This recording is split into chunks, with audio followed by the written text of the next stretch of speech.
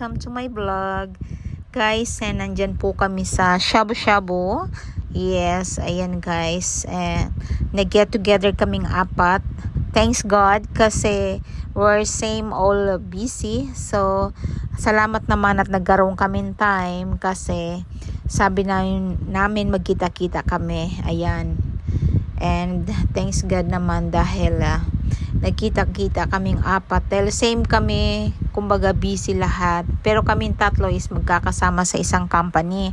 So, si ate na naka-pink is ibang company siya. So, ayan. At least, kumbaga, nagkaroon kaming time para mag-get together. Yes. Ayan guys, si ate from Iloilo, and then si Jo naman from Cebu, and yung naka-gray is from Bicol, and me from Masbate. Thank you guys, and God bless us all.